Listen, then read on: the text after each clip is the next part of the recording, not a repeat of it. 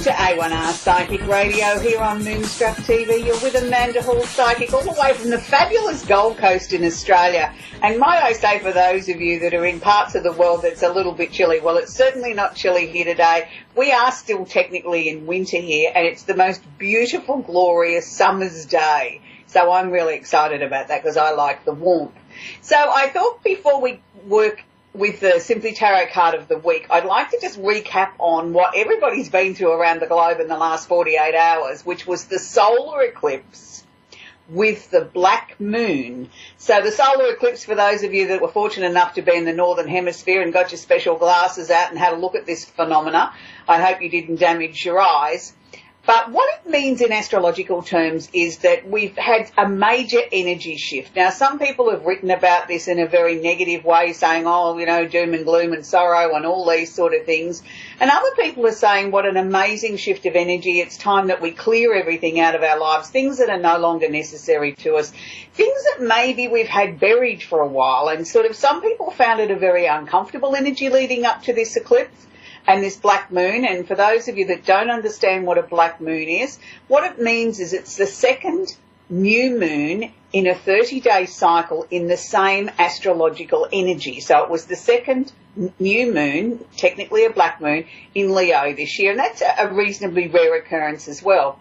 So many of the people I work with around the world were messaging me and sending me emails and saying, why can't I sleep? Why am I feeling so restless? Why is everything coming back into my mind from the past? I thought I'd dealt with it. Does this mean that I'm not on track with my psychic development? The answer is to all of that. Look, we are human. We all do what we need to do at the time in our way of letting go of something or releasing something or processing something. But sometimes there is a little bit of residue that we sort of put away for later on. And that doesn't make us any less of an evolved soul, and it doesn't mean that we've slipped down the ladder of our psychic development. It just means we're human. And you know, I even had some of those experiences. So it leads me into our Simply Tarot card of the week, which some people are going to look at it and go, oh, no, it's a negative card, I don't want to look at it. Well, we all have to have some form of negativity or adjustment in our lives, and I like to call these adjustments. You know, like the little speed bump in the road that helps us get on track and release some of the things that we've blocked. So this one's not particularly a pleasant card. It's called the Three of Swords.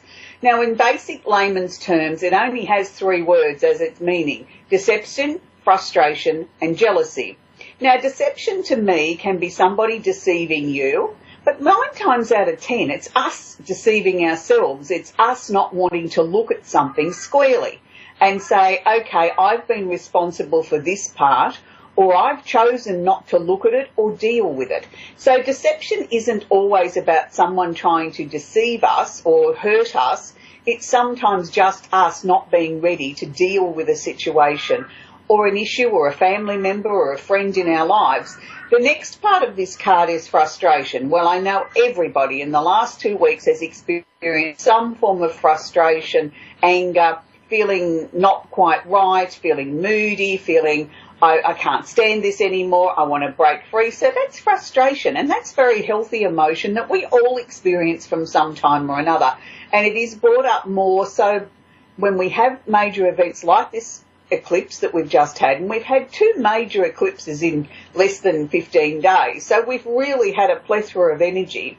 And then just to add insult to injury, we've had Mercury deciding to go retrograde in the middle of this process. So it's been a really powerful time astrologically.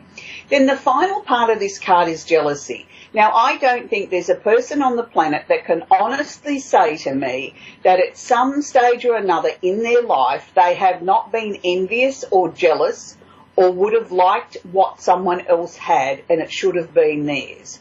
If you can look me square in the eye and say you've never had a jealous thought or moment in your life, then I know you're lying. Because it is part of our human emotion, it's just how we deal with it. And we can look at jealousy in a positive way. If we're jealous of somebody else's success or jealous of someone else's achievements, then why are we feeling that way? Is it because we don't believe they've worked hard enough for it and they deserve it?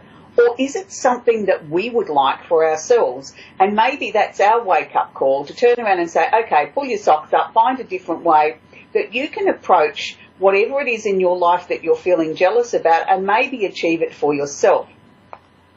So I'd like to now sort of move on to very quickly about the Mercury retrograde. Now, Mercury is the planet of communication, and Mercury goes retrograde approximately 3 times a year for anything from 2 to 3 weeks at a time, so it's not a new event. It is something that we all need to deal with. Now, Mercury retrograde covers all forms of communication, and that includes our laptops, our tablets, our smartphones, any sort of form of communication. It's not the perfect time to sign a contract. I'm not saying don't sign one. I'm just saying make sure that you really, really read the contract and make sure everything's where it should be. It's not the time to go and put your hand up for the pay rise, because 9 times out of 10 people don't have their listening ears on. So that brings me to the next part of our little glimpse of what's happening in the universe. Well, this week, interestingly enough, from today, the sun's energy has moved out of Leo, out of fire, out of all the things that have been stirring us up in the last 28 to 30 days, to now it's moving into a more sedate sign. It's moving into Virgo, so everything will sort of start to calm down. Everything will start to slow down. We'll all start to breathe a sigh of relief as we sort of feel, okay, that urgency's over. I can take a couple of deep breaths. I can sort of regather my senses. I can regather my emotions and my thoughts.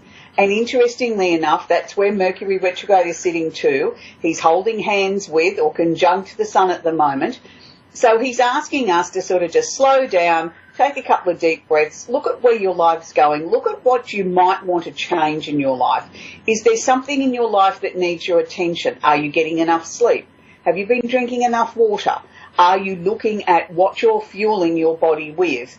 I'm a firm believer in if we look after our body and give our body what it needs, and I think everything in balance, and not be so super focused on whether we're the correct size by the latest fashion trends of what size models should be, because we all come in different packages. As long as we feel healthy and we have plenty of energy and we're able to achieve what we're doing in our lives and we're listening to what our body tells us, then I think that's the correct balance for us. So Mercury is asking us to sort of reassess what are the important issues in our life, whether it's health, diet, lifestyle, whether it's bringing our emotions into balance. Is it looking at our work? Is it looking at the things that maybe it might just be telling us it's time to slow down a little bit and smell the roses or smell the coffee, as people say these days? It's just a time to sort of allow ourselves a little bit of downtime, to say, it is okay to take some downtime and sort of spoil ourselves, or go for a walk in nature, or, you know, sit down and watch a movie, or just chill out. I mean, it's a time where we can give ourselves that little bit of luxury, because before too long we're going to be back into full swing of all systems go and everything being fast and furious again. So let's just take this little bit of time to have a breather. So now we're going to look at our one of our 4-part series into the planet Mars. Now, the planet Mars is the planet of action. A lot of astrologers write it up as this is where we find our sex drive in our chart. Sex drive is just an energy. Whether you're looking at it as, how we perform in a sexual nature, or is it something that we can utilise in other ways? I don't think sex drive is just purely used for that area. I think our sex drive can be channeled into other areas of our lives, that we can take that positive, determined energy and channel it into other things. It's the motivation. It's what gets us out of bed, and it's what sort of makes us sort of determined that we want to achieve in our life. So I like to just look at it as Mars as the planet of action, encompassing all forms of action, whether they're positive, negative, whether they're our sex drive, whether it's our creative drive, whether it's our emotional drive, whatever sort of drive you want to put, whatever label you want to put on your drive, Mars is the planet for that. And Mars is the planet of action. It is the planet that says, okay, this is how I deal with something if I feel I need to go to battle, or I need to go to war, or I need to confront something in my life. How am I best going to approach this? What is my strategy? So if you look at Mars in that way, you'll then understand it's not always about anger. It's not always about moving something out of your life or changing something. It's also the way that we approach or deal with an issue or a situation or a new opportunity in our lives. It's how we approach it. So Mars has got a fairly big role to play in our chart. And it is a planet that I do work with on a daily basis. If I'm working with a client, I tend to look at the first 5 planets quickly in a chart, and then I'll go and have a quick look at their progressed moon. But we'll talk about a progressed moon on another show. And this just sort of gives me a general overview of the person and how they approach their life. These are known as the more personal planets. So in the third part of our series, today we're going to be looking at Mars in Libra, Scorpio and Sagittarius. So Mars in Libra. Now a lot of people say, well, how could Mars feel comfortable in Libra? Mars is the planet of action and Libra wants to balance everything and fairy floss it pink and make it all beautiful and nice and calm and sort of make everybody happy and make the world a prettier place. Well, of course, Mars can feel right at home here because Mars shows you the way. Mars says to you, well, have you thought about this? Have you approached it from this angle? Mars sort of doesn't necessarily water itself down or become more passive. What it does is it approaches things in a different way. It gives you the answers to help you bring it in a more calm manner.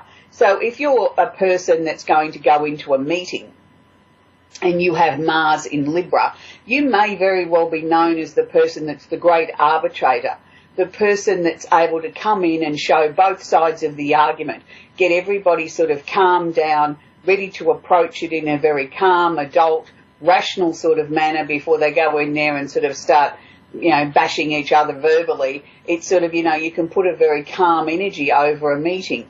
So it's a very common placement for people that are negotiators or people that work in that sort of capacity would find that they would have Mars in Libra in their chart because they have this amazing ability to put everybody at ease. And I think that's a very amazing skill to have. I wish it was in my chart. So we move on to the next one, Mars in Scorpio. Now, Mars in Scorpio I struggled with when I first took up astrology many, many years ago because it was so powerful. It was like, could it be destructive? Is it meant to be destructive? Or is it meant to be that you can harness this amazing power of Mars and this very determined energy of Scorpio? Can we sort of happily marry them together and use them for the good?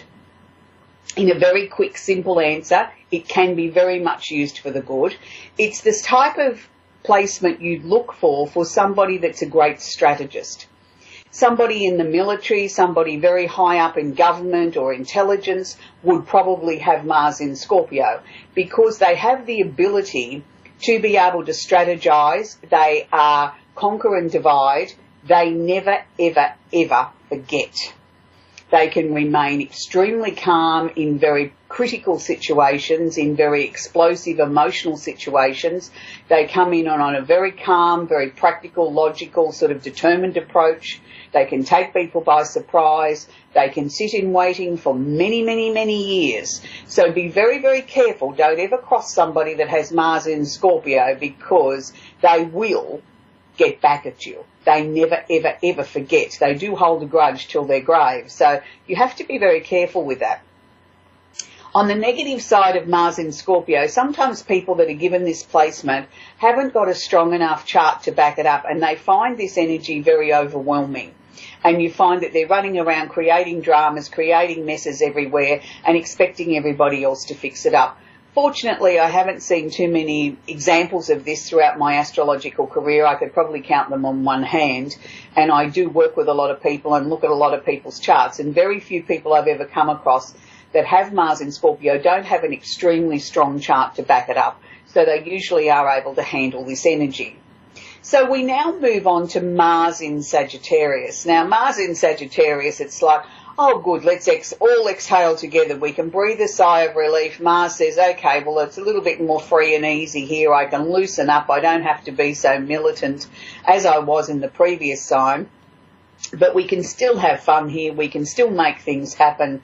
Mars here sort of says to people, let's break down those international barriers. Let's break down the barriers between international relations, religions, colour, grade, race, all those sort of things, the things that people put obstacles up there and say we can't have an inclusive society because, well, this is what Mars's role here is in Sagittarius, is to break down those barriers and remove or help remove the fear or the things that people don't understand, and showing them and explaining to them, hey, hang on a minute, just because somebody has a different coloured skin doesn't mean they're different to us. They still have emotions, they still feel happiness, sadness, loss, the same way as we do, and it's sort of like it shows us that we can be more inclusive. So I hope you've enjoyed our third part of our series in Mars. Next week we'll continue on with the final three signs in the Mars four-part series. We'll be moving on to Capricorn, Aquarius and Pisces. So each week I like to sort of give you a little quick rundown of what's happening in the universe, the Simply Tarot card of the week, and a little bit of an astrology lesson. So now we're going to take our time. We're going to be looking to take our first caller, and I need to put my glasses on so I get the correct pronunciation, hopefully, of the location. So it's Donna in Hillsboro, Ohio. Are you there, Donna? Can I help you? Yes. I was just wondering what I'm supposed to be doing as a career. Okay. All right, Donna, first and foremost, they don't necessarily show me in a very short space of time like this that what you're actually supposed to be doing as a career. That's sort of a little bit more detailed than what we can cover on the show. What I can tell you is the information that's being shared with me. They're showing me signs of that there is a lot of endings, change and transformation going on around you at the moment. I feel the majority of this year has been seeming like how you're feeling. You're taking 2 steps forward, 3 back, 5 forward, 2 back. It's like I don't feel like I'm making any headway. I want to say to you, Donna, you have actually made some major breakthroughs, even though you feel that you can't measure them. What they are also showing me is that I feel that we need to remove you from too much personal stuff with people. So if your last career was working very much at the coalface with people and their emotions and dealing with that sort of stuff, I actually want to take you away from that now. It's sort of like I want to remove you from too much people contact. It's like I want to put you into something where you can work behind the scenes, where you can work at your own pace. You're very comfortable at self-monitoring at your own pace, are you not? Correct.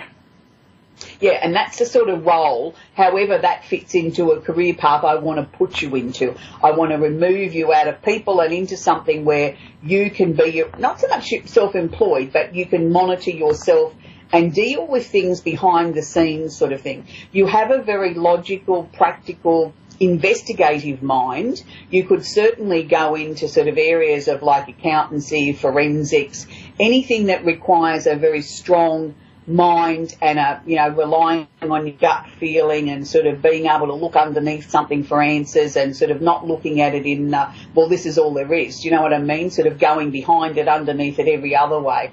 So I suppose that's going to open up many, many areas that you could go into. And I'm also going to bring into that, and this is going to sound very contradictory, but I also feel that you have a great capability there of helping people understand their emotions. So that could also take you into a sort of a counselling or psychology role as well. Even though I said I want to take you away from people, a one-on-one situation isn't what I was talking about. I was talking about working with crowds of people and absorbing all their energy, where a one-on-one situation, even if you were in that role, would still be, you would still be working on your own reconnaissance at your own pace, at the way you need to take the type of work. So I hope that's helped you understand that we need to be getting you into something, I think, that's very different. So is that different from the background that you've just come from, Donna? Yes, it is. And this has been something... Go on. I was working as a nurse home aide. Right. But I feel that with that, it's not that you couldn't do the job and do it well. I just sort of feel that people were all the time clipping your wings with that. They weren't allowing you to use your own initiative. Right. I had injured my back while doing it.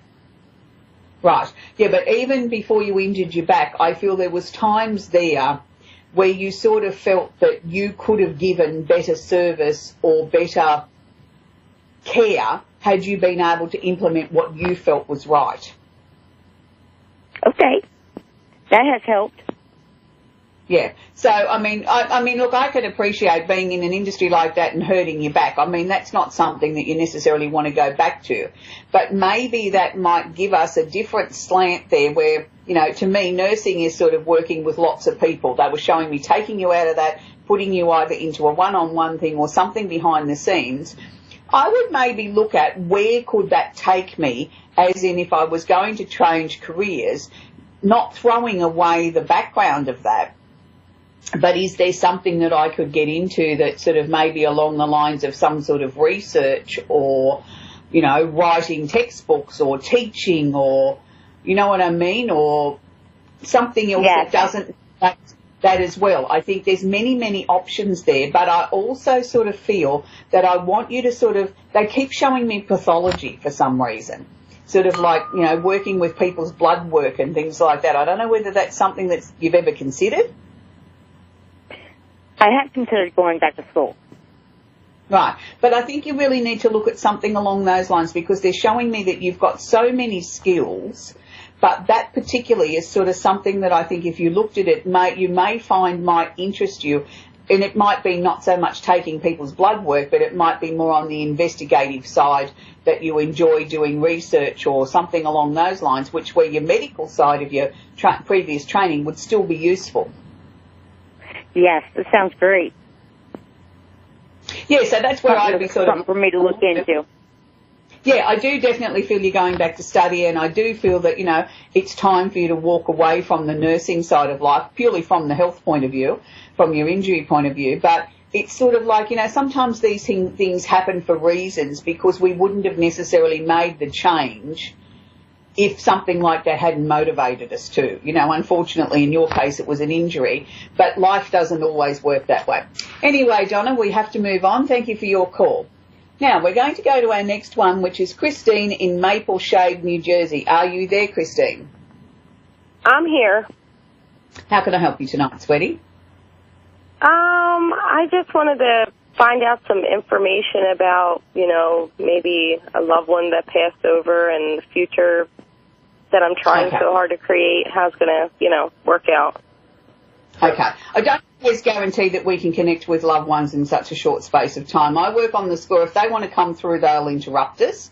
So we look at it in that sort of way. What they are showing me is the pathway is starting to open up for you. So I feel that you've come through a period of where there was a lot of things that were sort of closing down or shutting down and sort of felt like you were sort of, your life was shrinking. And what they're showing me now is we're going to start to expand your life out again. It's like the road is widening, so the opportunities that are going to be ahead of you in the next 12 months are going to be much more than what there's been up until this point this year. By the time we get to the end of August, I think you'll sort of feel then as if the energy is shifting within you. They are showing me the potential of a new job, but I don't think it's going to be this year. I'm sort of looking in the early part of next year. What they're showing me for the remainder of this year around you, Donna, is to make sure that you get your health back to as good as it can possibly be. So has there been some sort of lingering ailment there that's been sort of restricting your energy, has there? I've been really tired lately. I just got health insurance, so I have to go to the doctors, but I've been really, like, lethargic, tired, stressed, things like that, so I'm not really quite sure. Yeah, no, well, they're showing me that's got to be the number one focus, is let's get that back on track. I don't think it's anything too serious, but certainly you need to go to a medical practitioner and get some blood tests or whatever and have a talk with them. What the other side was showing me was that can be easily fixed, but that's got to be our number one priority. Let's get you back on track, feeling well, feeling not so tired, feeling so stressed. Then we can look at other areas, and that's why I think they weren't showing me the new job until next year, because they were saying to me that, okay, if we look at it in this way, then you can sort of say to yourself, then I'm ready to take what the world's got on board for me in a positive sort of way. I mean, like where if you weren't doing that, I think it would be very difficult to sort of say, okay, because we're trying to deal with too many things at once. Let's get your health right. That in turn will start to connect you more, I feel, with the other side. There's a lot of activity going on the other side with passed over relatives and people that have gone before you that are really working very hard to get your life sorted out, Christine. So they're sort of showing me, it's sort of like I'm seeing 3 females and 2 males, and it's like they're all running around in a fast fury, sort of trying to get everything sorted. So I think everybody over there has got their own roles of what they're working on in your life. And it's not necessarily they don't want to share it with you at the moment. The message that came through loud and clear from them was, let's get your health sorted first. Once we've got that right, then there will be other opportunities that they will put into your mind. You know, they'll give you the messages, they'll put them in dream form, or they'll give you the signs. You'll be walking down the street and all of a sudden you get a flash of, oh, that's what I need to do. You know what I mean? They're constantly communicating with you, but they're also showing me that it's very difficult for them to do that when your health isn't right, because all your energy is going to trying to keep you getting through your day. You see what I mean? So they're also sort of that you need to let go of the past. There was somebody there that really hurt you, and it's like, shut that door completely now, please. Yeah, they really did hurt me about a year ago. Yeah, but they're asking to say to you, it's time to shut that door completely. There's nothing more to be learned or gained by going back and revisiting it. Okay. Is there anything, like, new in my love life? Yes, there will in the be future. But again, it comes back to, we've got to get your health right first, then in can come new love. So I'm seeing a new potential love around the holiday season or just after. I'm seeing a man with brown hair and blue eyes. But they're saying to me, health first, love and job. Okay. So I feel that you are on the right track. I think you just need to honour that. You just need to honour what's going on in your life, and your health must come first. Shut the door on the past, and then everything will start to flow in as it should, because they were showing me the road widening out again. It narrowed right down, and now it's about to explode and open up again in the most positive ways. So just be kind to yourself and give that luxury for rest. Yes, dear? Do you know what kind of, like career that is going? Because, I mean, I'm pretty secure at my job right now. They didn't show me, sweetie, so I'm going to have to wrap it up there, because we're just about to finish the show. They're telling me that you will be guided to where you need to go. Okay, thank you very much for everybody that called into the show. We'll do it all again in 7 days' time, so be kind to each other and enjoy this next week, and just take a little bit of time out to smell the roses or smell the coffee. We'll see you all again next week. Bye for now.